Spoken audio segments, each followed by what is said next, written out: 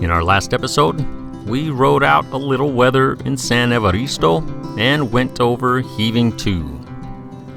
This time around, we leave San Evaristo behind and make a short day trip to an old dried up salt mining operation, and then head a little farther north to catch up with some friends in Napolo.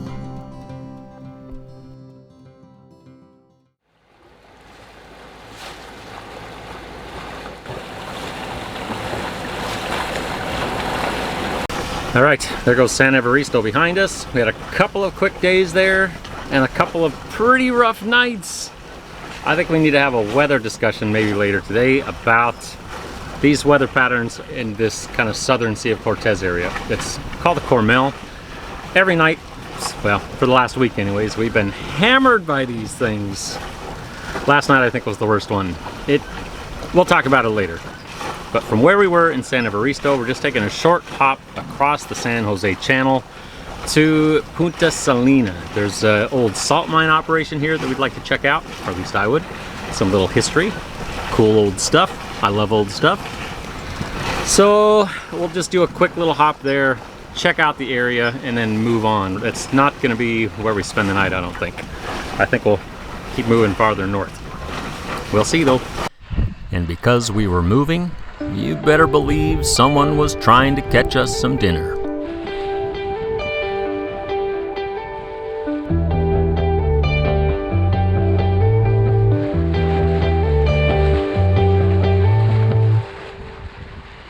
I caught a fish. So exciting. It's been a long time. Oh man, who's excited? I'm excited.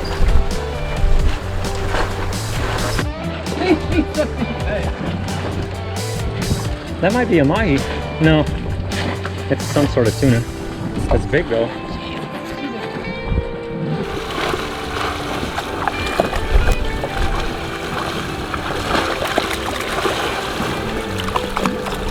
That's big. Nice job, Brenda. Even though this whopper was the first thing we've caught in a while, it was still a terrible tasting skipjack. So, back to the ocean it went.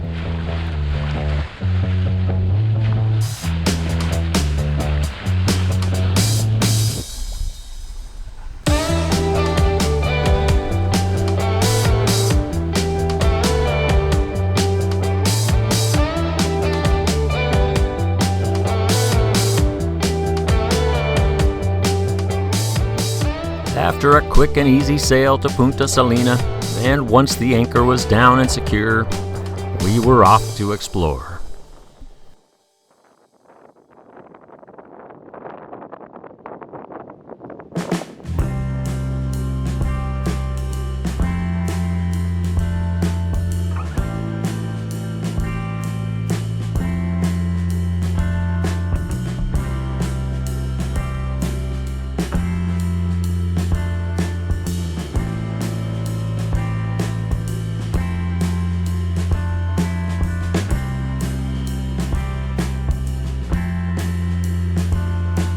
So here in Punta Salinas, and actually all throughout the Sea of Cortez, this was a pretty lucrative salt mining area.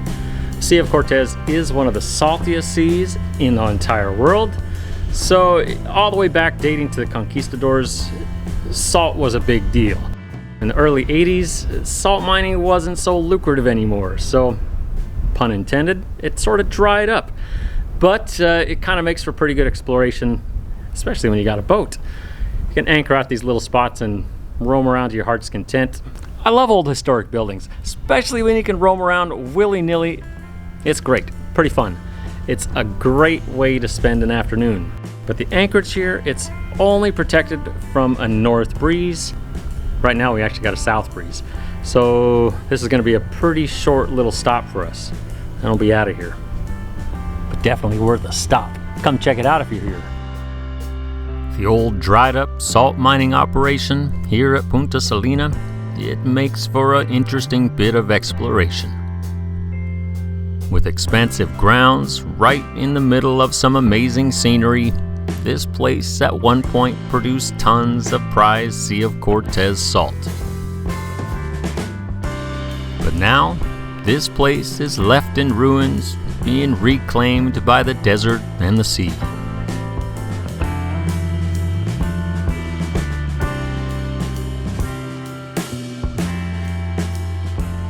But with a building breeze funneling right into the anchorage and bouncing our little floating home around, this was a short little stop for us.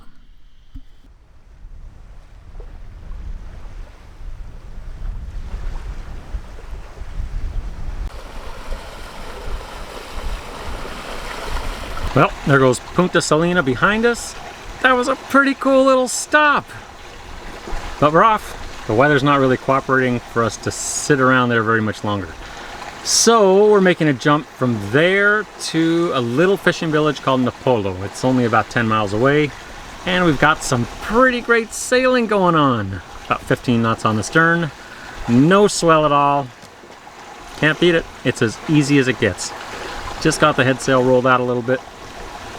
So we'll be there in a couple of hours, and then we'll see how the anchorage looks. I don't know that this wind is going to be great for that anchorage, but we're going to give it a shot. And after an almost too quick and easy, incredible bit of sailing with a perfect breeze right on the stern, we made it to the little fishing village of Napolo. And just rounding the point into the anchorage, it was obvious by the scenery this was someplace special.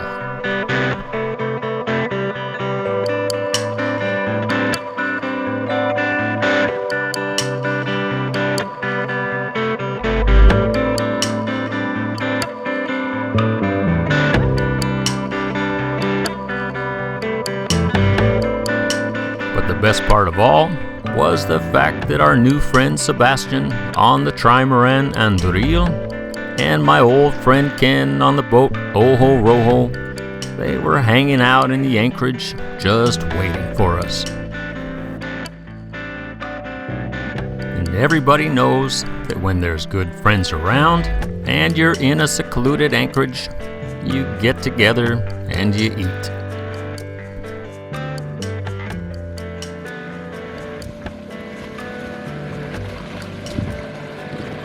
Hi, Ken. Hi. How are you?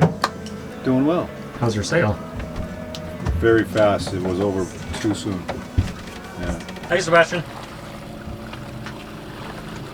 Your clean clothes. Oh my god, I showered. This is quite a treat. Yeah, my hair feels like 10 pounds lighter. Got sprouts? Delicious. What kind of sprouts? And are those? nutritious. These are mung bean sprouts. Go sprouts! Mung bean sprouts. Yummy. Delicious. 4 for me, 1 for our guests. How long did it take to make those? 3 days. That's it? Yep, just 3 days. Freshly grown mung bean sprouts and all, eating for us is of course a necessity. But more often than not, it seems like it's just an excuse to get together and spend some time with some good folks.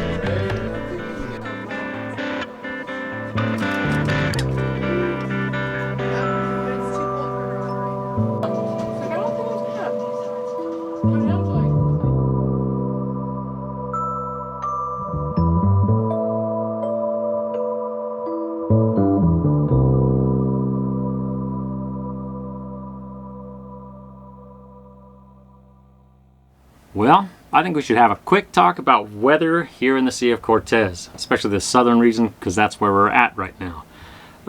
The one thing I can tell you with 100% certainty is that weather here is really hard to predict. There's a whole lot of localized features, mountains, valleys, the Pacific Ocean just across this narrow spit of land, which is the Baja, that plays a big part into the weather we get here. And for us, weather dictates everything that happens on this boat. So let's talk about Coronels, because that's kind of the big feature that happens in the southern Baja region. I don't have internet access at the moment, so I can't pull up a fancy weather graphic for you, So we're going to make do with what we got and try to get the point across. Here in the southern Sea of Cortez, the southern Baja region, we get hit with what are known as cormels. They happen pretty much nightly this time of year, which is late spring, early summer. So almost like clockwork this time of year, cool air from the Pacific in the evening funnels across the Baja and hammers this side of the sea. The cormels are generally a west-southwesterly breeze, so if you're anchored in some bay that doesn't have protection from the west or southwest, you're gonna get rocked. They're pretty strong, and there's enough fetch in this region that it's gonna be an uncomfortable ride, which is what we just had in Candeleros. The forecast didn't really show cormels happening that night, but they came, and we got a little bounced around. That's the way it goes. Well, for now, we're just working our way north, and we're gonna be picking out anchorages with this west wind protection, just because that's what we're gonna get hit with, even if it doesn't show up in the forecast. It's kind of a given this time of year.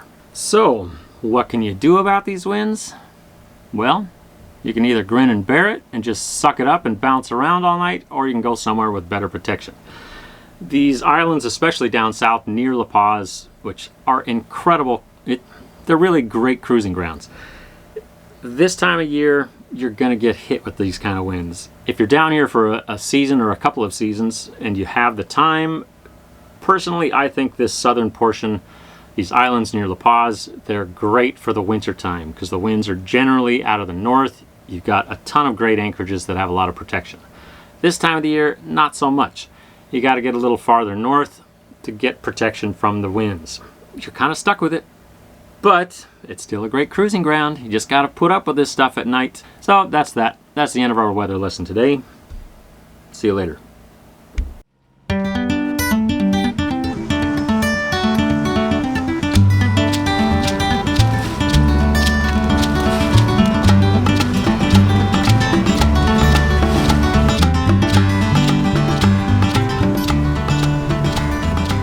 Well, we just left Napolo just a few minutes ago, and I have to say, it was incredibly calm last night.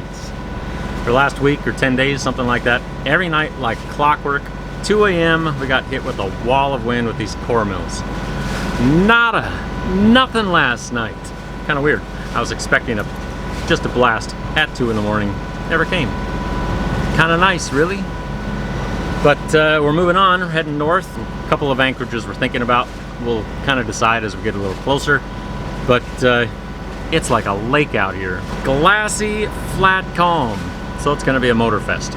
It's not my favorite thing, but at least it's gorgeous. You can't beat this scenery.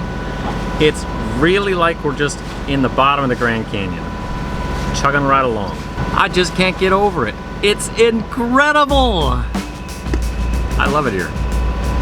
One of the most beautiful spots on earth, and a pretty great place to go cruising. How can you beat it?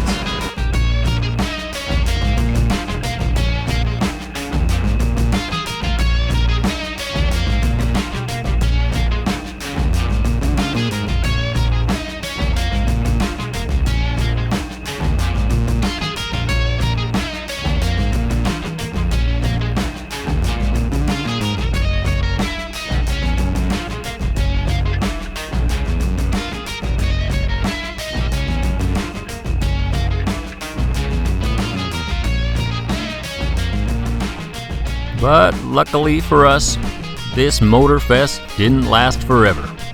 Because up on the horizon, there was a little wisp of wind, and we were gonna take it north. But that's about it for this episode.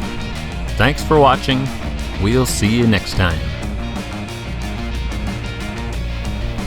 Who knows what that's from?